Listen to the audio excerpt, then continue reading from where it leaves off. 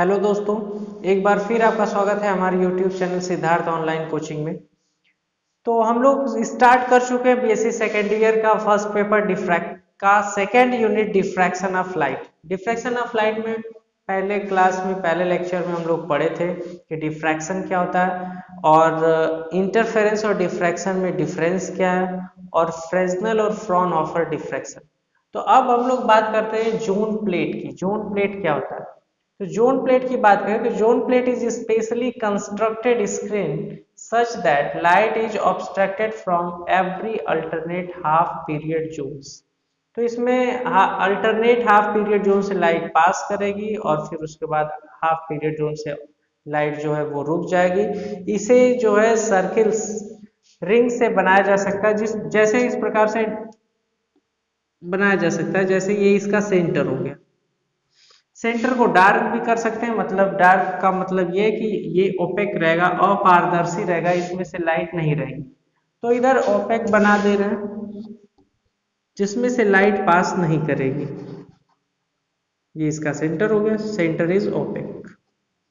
अब इस प्रकार से इसके लिए एक स्पेस बनाएंगे, इस पूरे जोन से लाइट पास कर सकती है। ये पूरा खुला हुआ पार्ट है जिसकी वजह से इसमें से लाइट पास कर सकती है। तो ये दूसरा सर्किल बना। फिर उसके बाद ये लाइट को पास नहीं होने देगा। फिर उसके बाद थर्ड स्पेस छोड़ के फिर एक सर्किल बनाया गया। अब अगर इसके लिए देखा जाए तो यहां से लाइट पास होगी और यहां से लाइट पास नहीं होगी। और इसे बनाने का ये मतलब है कि इससे जब लाइट यहाँ से जाएगी तो लाइट जो है रुक जाएगी। लेकिन इस जो स्पेस बना हुआ है ट्रांसपेरेंट, जो ये स्पेस है, इसमें से लाइट जाएगी और यहाँ से कॉर्नर से बेंड होगी, यहाँ से टकराएगी और यहाँ से बेंड होकर यहाँ इंसिडेंट होगी, जो हम लोग एक्सप्रेशन में देखेंगे इसे। और इसी को कहा जाएगा डिफ्रैक्शन ऑफ लाइट। यहाँ से जब लाइट यहाँ से बेंड होगी तो वही होगा डिफ्रैक्शन। तो उसके लिए जोन प्लेट की बात करें तो जोन प्लेट दो टाइप के होते हैं। एक तो होता है positive zone plate, positive zone plate, और दूसरा होता है नेगेटिव जोन प्लेट। तो नेगेटिव जोन प्लेट कौन सा प्लेट होगा? नेगेटिव जोन प्लेट वो जोन प्लेट होगा जिसमें जो लाइट, जो इसका सेंटर है वो ओपेक है, अपारदर्शी, उसमें लाइट नहीं जाएगी। बाकी अगर बात करें तो ये फर्स्ट रिंग, ये सेकेंड रिंग, ये थर्ड रिंग, ये फोर्थ रिंग, ये 5, ये 6। तो इसमें देखा जाएगा तो जो लाइट का ट्रांसमिशन होगा, जो लाइट जहां से पास होगी वो होगी 2, 4, 6, मतलब इवन नंबर से लाइट ट्रांसमिट हो रही है। इसे कहा जाएगा नेगेटिव जोन प्लेट, या वो जिसके लिए सेंटर जिसका ओपेक रहेगा, अपारदर्शी रहेगा, उसे कहेंगे नेगेटिव जोन प्लेट। और दूसरा वाला जिसके सेंटर से लाइट पास होगी वो होगा पॉजिटिव जोन प्लेट। इसमें एक स्पेस बनाया गया है। उसके बाद फिर नेक्स्ट सर्किल,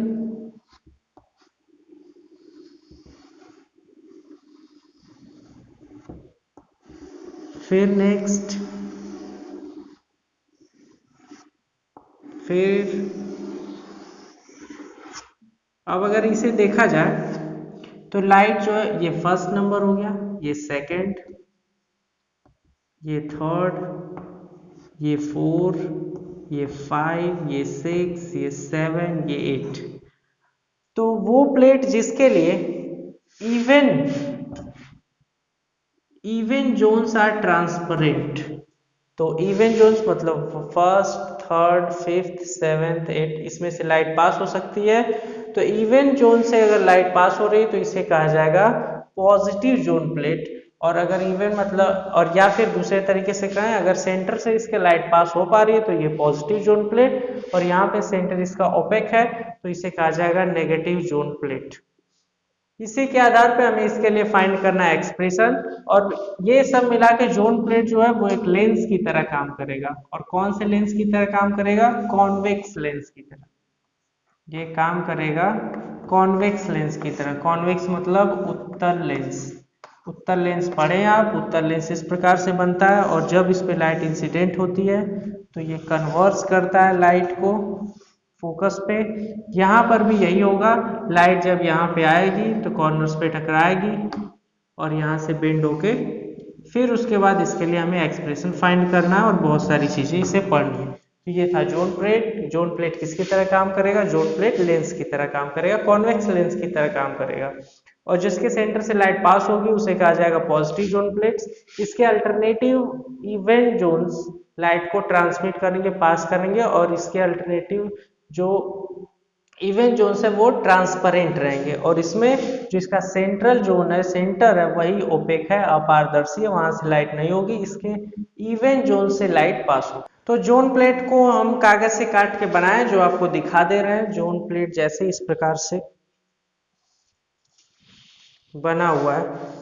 तो अगर सबसे पहले इसकी बात करें तो इसे अगर देखा जाए तो जो इसमें सर्कल्स बने हुए ये है पॉजिटिव जोन प्लेट, क्योंकि इसका जो सेंट्रल पार्ट है, इसे सेंटर से देखा जाए तो इसमें से लाइट पास होगी।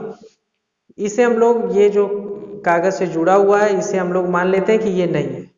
तो ये नहीं है, तो इस प्रकार से ये सर्कल्स बने हुए, जो डार्क बनाया गया है, वहां से लाइट जो है वो रुक जाएगी, और बाकी जो स्पेस बना हुआ है, जो अल्टरनेट हाफ सर्कल्स है, इसमें से लाइट पास करेगी। तो पास करेगी तो इसके सेंटर से भी लाइट पास करेगी, फिर यहाँ से लाइट डिफ्रैक्ट होगी, फिर इस कॉर्नर से लाइट डिफ्रैक्ट होगी, फिर यहाँ से डिफ्रैक्ट होगी, यहाँ से डिफ्रैक्ट होगी। तो इसका सेंटर जो है, सेंटर से लाइट पास होगी। इस प्रकार का जोन प्लेट कहा जाएगा पॉजिटिव जोन प्लेट। इस प्रकार से आप इसे देख सकते हैं। ये इसका जो सेंट्रल जोन है वो खाली है, उसके बाद यहाँ से लाइट पास नहीं करेगी, फिर यहाँ से पूरा सर्किल से लाइट पास करेगी। ये जो अब दिख रहा है ये केवल कागज गिरे नहीं इसलिए बनाया गया है, बाकी ये नहीं होना चाहिए। जो ब्लैक शेडेड है वही पार्ट है रोकने के लिए, और बाकी जो है वो सब स्पेस है जिसमें से लाइट पास हो सकती है। तो इसमें से लाइट ट्रांसमिट हो सकती है और इसके सेंटर से भी लाइट ट्रांसमिट हो रही है। ये है पॉजिटिव जोन प्लेट। और दूसरा टाइप का जो रहेगा इस प्रकार से, इसका जो सेंटर है, सेंट्रल जोन है, वो है ओपेक, अपारदर्शी, इससे लाइट पास नहीं हो रही है।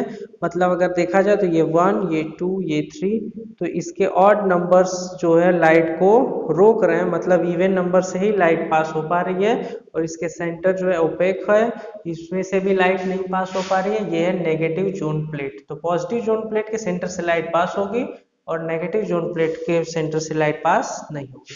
तो नेक्स्ट हेडिंग है थियरी ऑफ जोन प्लेट, या फिर इससे दूसरे हेडिंग से भी जाना जाता है focal length of zone plate. मतलब इसके लिए फोकल लेंथ हमें फाइंड करना है। तो जोन प्लेट हम लोग समझ गए, कॉन्सेंट्रिक सर्कल से बनाया जाता है, जिसमें कॉन्सेंट्रिक सर्कल से बनाया जाएगा, जिसमें एक अल्टरनेट हाफ पीरियड जोन से लाइट पास होगी। तो पॉजिटिव जोन प्लेट की बात करें, इसके सेंटर से लाइट पास होगी, यहाँ से लाइट डिफ्रैक्ट होगी, जहां पर भी ये ऑब्स्टेकल हमें मिलेगा वहां से लाइट डिफ्रैक्ट होगी। तो ये सेंटर से लाइट पास होगी, फिर यहाँ से डिफ्रैक्ट होगी, फिर इस प्रकार से अगर इसे बना दिया जाए तो यहाँ से लाइट पास होगी, यहाँ से डिफ्रैक्ट होगी, फिर यहाँ से लाइट डिफ्रैक्ट होगी, फिर यहाँ से लाइट डिफ्रैक्ट होगी, जहां जहां ऑब्स्टेकल मिलेगा, कॉर्नर टाइप मिलेगा, वहां से लाइट डिफ्रैक्ट होगी।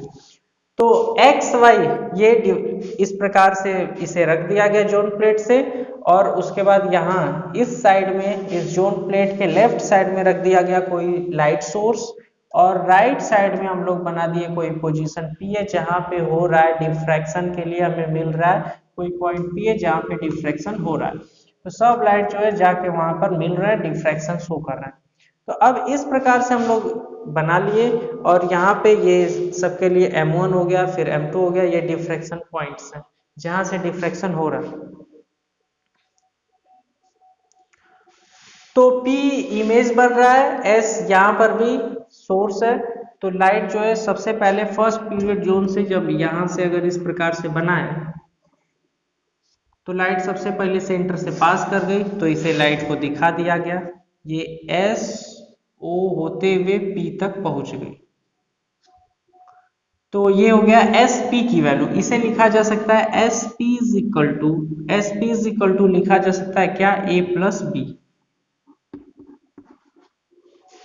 अभी हम लोग बात करें तो ये सेक्शंस बना लिए गए एक्स वाई, ये बन गया जोन प्लेट। जोन प्लेट में ये लाइट जो है वो ट्रेवल कर रही है और यहाँ इस पॉइंट पे हो रही है डिफ्रैक्ट।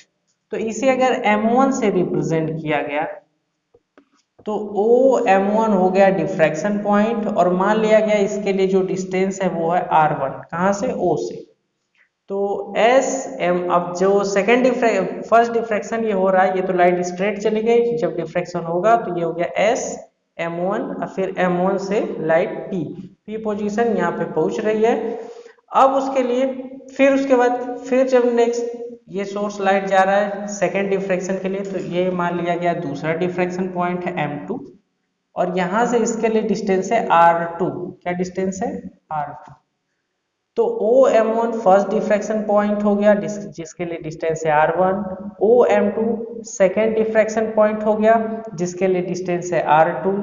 ऐसे ही M3 OM3 third diffraction point होगा जिसके लिए डिस्टेंस होगा R3 एंड सो ऑन सबके लिए। अब सबका पोजीशन इस प्रकार से सेट किया गया कि जो लाइट एक जोन से दूसरे जोन में जब जा रही है तो उसमें पाथ डिफरेंस की वैल्यू हो जा रही है λ/2। हर बार जो पाथ डिफरेंस की वैल्यू है वो हो जा रही है λ/2। तो एक जोन से दूसरे जोन में जब डिफ्रैक्शन हो रहा है तो पाथ डिफरेंस की वैल्यू हो जा रही है λ/2। तो अगर इसके लिए बात करें तो सबसे पहले अगर S से P तक देखा जाए तो SO + OP, मतलब ये हो गया वैल्यू SP = हो गया A + B, क्योंकि यहाँ से यहाँ तक का डिस्टेंस A और यहाँ से यहाँ तक का डिस्टेंस B, तो ये हो गया SP = A + B। अब ये यहाँ पे हो रहा है डिफ्रैक्शन, लाइट सोर्स से ट्रेवल करते हुए पहुंच रही है पॉइंट M1 तक और M1 से पहुंच रही है P तक, पोजीशन P तक पहुंच रही है। अब उसके बाद इसके लिए डिस्टेंस हो जाएगा A + B और इसके लिए जब लाइट ये ट्रेवल कर ली गई है तो इसके लिए हर लाइट जो नेक्स्ट जोन से डिफ्रैक्ट होते हुए पॉइंट P तक पहुंच रही है उसके लिए पाथ डिफरेंस है λ/2। तो S M1P की वैल्यू हो जाएगी A + B λ/2। तो इसे लिखें S M1P = A + B + λ/2। अब जो नेक्स्ट डिफ्रैक्शन हो रहा है वो हो रहा है OM2 डिस्टेंस पे, मतलब जिसे R2 से रिप्रेजेंट किया गया। OM2 डिफ्रैक्शन पॉइंट M2 की बात करें तो अब लाइट जो ट्रेवल कर रही है वो जा रही है S से M2 पर, फिर M2 से आ रही है पॉइंट P पर, तो इसके लिए डिस्टेंस हो जाएगा A + B और पाथ डिफरेंस फिर λ/2 बढ़ गया तो ये हो जाएगा 2 × λ/2। तो S M2P = हो जाएगा A + B + 2 λ/2। अब उसके बाद थर्ड डिफ्रैक्शन देखिए, अगर M3 पे हो रहा है तो M3 पे जो डिफ्रैक्शन होगा उसके लिए हो जाएगा S M3P = लिख सकते हैं S M3P = A + B + 3 λ/2। ऐसे ही अगर nth Mn पे डिफ्रैक्शन हो रहा है तो उसके लिए लिखा जा सकता है S MnP, ये डॉट डॉट डॉट है बीच में, S MnP = A + B + n λ/2। अब अगर इसके लिए फर्दर सॉल्व करें, क्योंकि हमें अब इन सब की वैल्यू फाइंड करनी पड़ेगी, हमें फाइंड करना है फोकल लेंथ भी। तो अगर इस डायग्राम से देखा जाए तो ये हम देख रहे हैं कि राइट एंगल ट्रायंगल बन रहा है। कौन सा राइट एंगल ट्रायंगल बन रहा है? SM1O। तो in triangle, right angle triangle है, तो in right angle triangle SM1O, तो SM1O की अगर बात करें तो ये SM1 यहाँ तक, फिर ये इसके लिए बेस और ये इसके लिए परपेंडिकुलर, तो ये हाइपोटेनस हुआ। तो पाइथागोरस थ्योरम से लिखें तो SM1 का स्क्वायर = बेस का स्क्वायर प्लस परपेंडिकुलर का स्क्वायर, मतलब कर्ण का स्क्वायर बराबर आधार का स्क्वायर धन लंब का स्क्वायर। तो कर्ण क्या है? SM1 का स्क्वायर = यहाँ से SO का स्क्वायर प्लस यहाँ से OM1 का स्क्वायर लिख सकते हैं। अब सबकी इसमें वैल्यू प्लेस की जाए, क्योंकि यहाँ से हो गया राइट एंगल ट्रायंगल, और राइट एंगल ट्रायंगल के लिए हम लोग जानते हैं कि कर्ण का स्क्वायर बराबर आधार का स्क्वायर धन लंब का स्क्वायर मतलब हाइपोटेनस का square is equal to base का स्क्वायर प्लस परपेंडिकुलर का स्क्वायर। तो हाइपोटेनस की वैल्यू तो हमें चाहिए, तो ये हो जाएगा S M one whole square is equal to S O, मतलब यहाँ से यहाँ तक का डिस्टेंस कितना है, ये small a square plus O M one, और ओ एम वन की वैल्यू को कहा गया है आर वन, ये हो गया आर वन का स्क्वायर।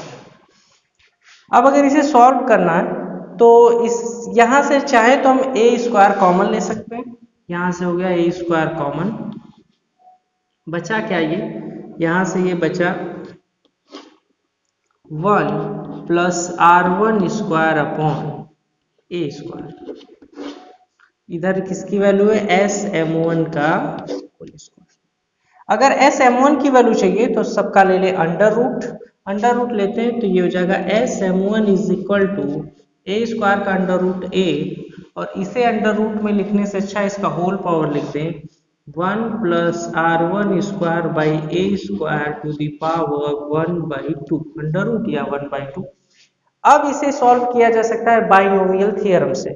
अब बाइनोमियल थ्योरम से क्या किया जाता है, 1 plus X to the power n होता है, तो लिखते हैं 1 प्लस एन एक्स, और हाइयर टर्म्स को करते हैं नेग्लेक्ट, मतलब इस पावर का इसमें डायरेक्ट मल्टीप्लाई। तो मल्टीप्लाई करने के बाद ये क्या हुआ, ये हुआ S M one is equal to A 1 प्लस 1/2 का इसमें मल्टीप्लाई हुआ 1/2 आर वन स्क्वायर अपॉन ए स्क्वायर।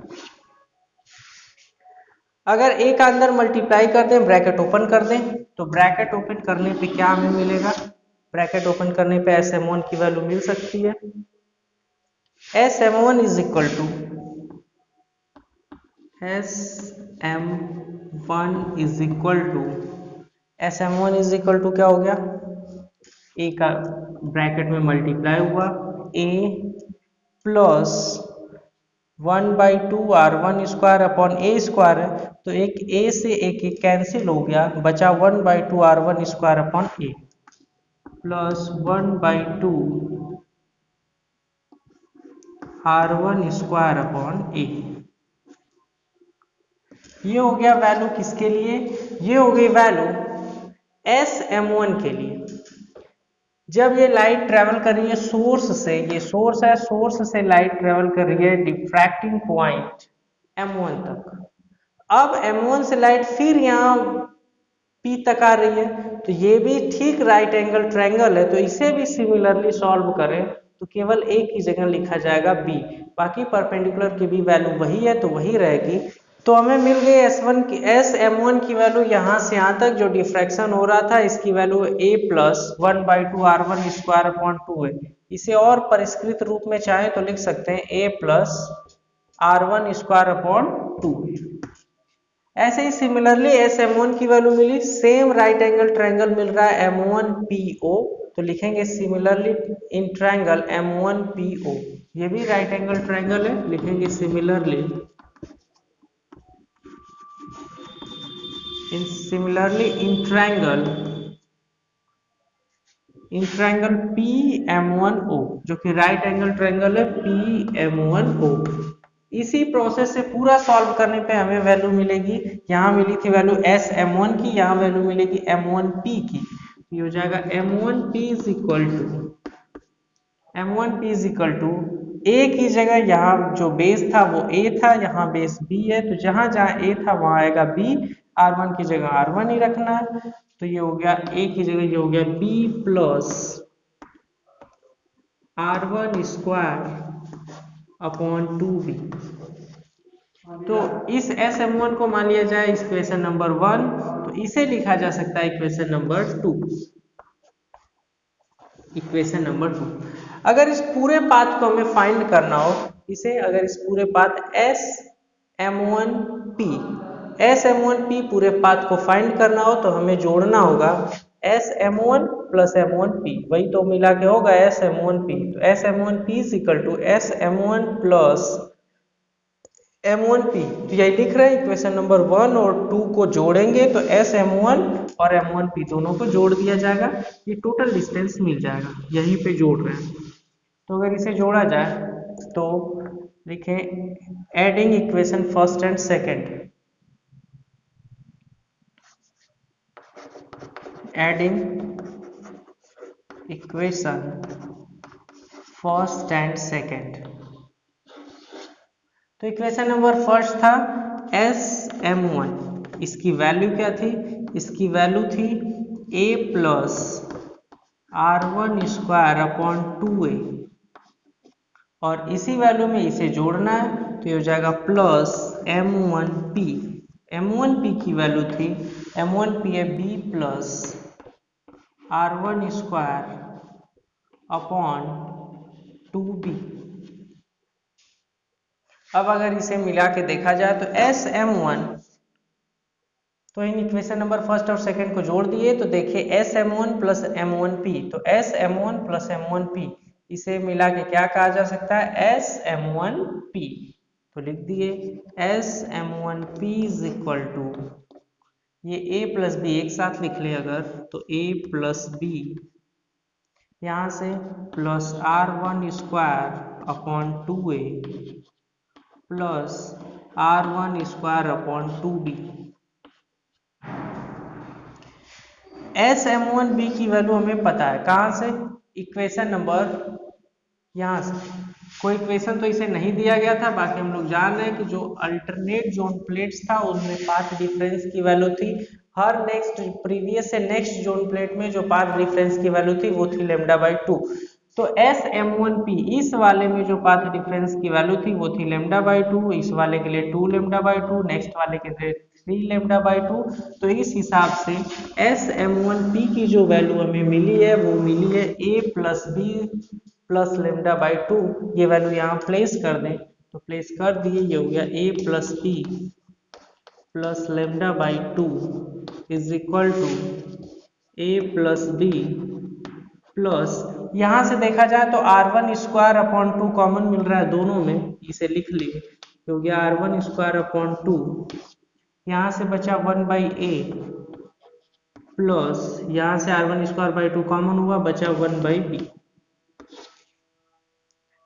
तो अब अगर चाहें तो ये a से कैंसिल हुआ और ये b से कैंसिल हुआ, बचेगा λ/2 is equal to R1 square by 2 और ब्रैकेट में 1/a प्लस 1/b। तो सब मिटा दे रहे हैं, उसके बाद इस एक्सप्रेशन को लिख रहे हैं।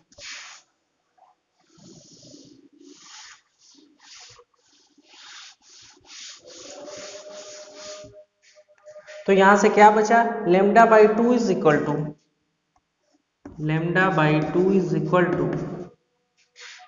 R1 स्क्वायर बाई 2 और ब्रैकेट में बचा 1/a प्लस 1/b।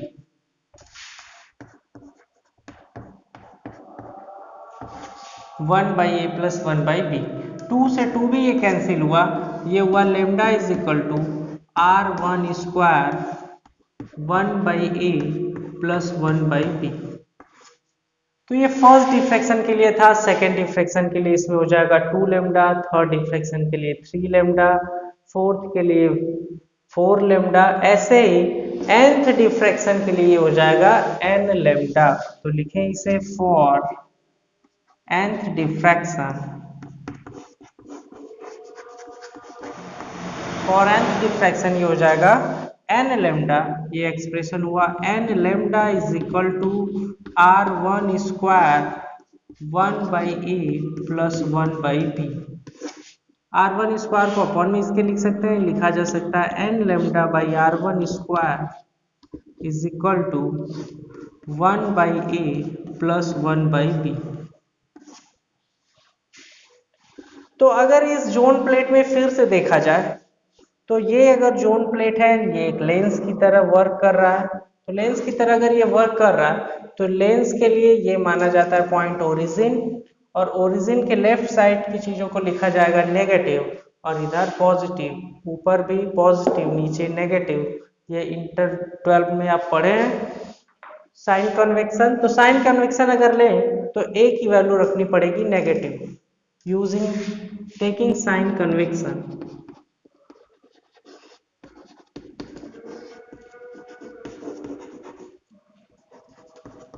तो साइन कन्वेक्शन की वजह से क्या हो जाएगा, इसकी वैल्यू ए की वैल्यू हो जाएगी नेगेटिव, और ए की वैल्यू अगर नेगेटिव हो जाएगा तो ये एक्सप्रेशन हो जाएगा n lambda upon R1 square is equal to 1 by ए की वैल्यू हो गई माइनस ए, इसी वैल्यू इसी एक्सप्रेशन में रख रहे हैं, तो 1 बाई ए की वैल्यू हो गई minus a plus 1 by b. इसे अगर ठीक से लिखें तो ये हो जाएगा n lambda by R1 square is equal to 1 by B minus 1 by a. ये हो गया इक्वेशन नंबर 3।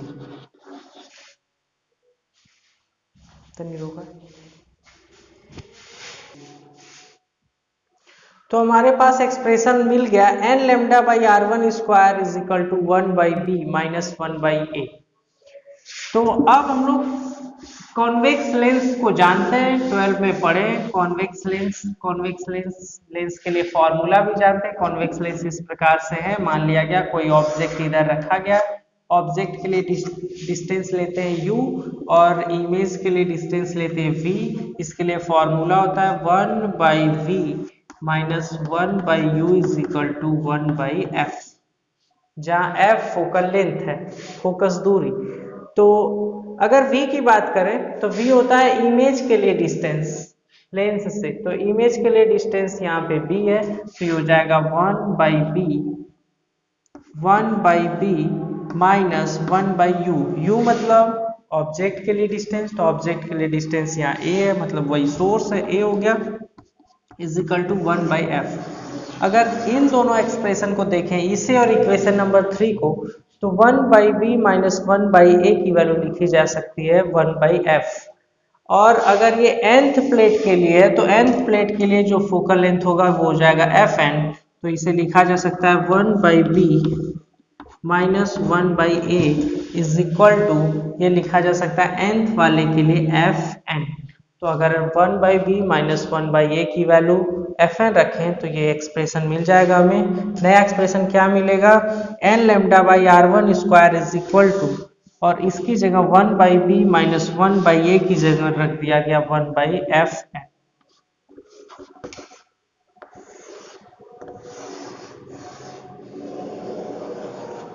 और यही फोकल लेंथ के लिए एक्सप्रेशन था। अगर इसकी बात करें तो ये इसकी वैल्यू क्या हो जाएगी, F N is equal to लिखा जा सकता है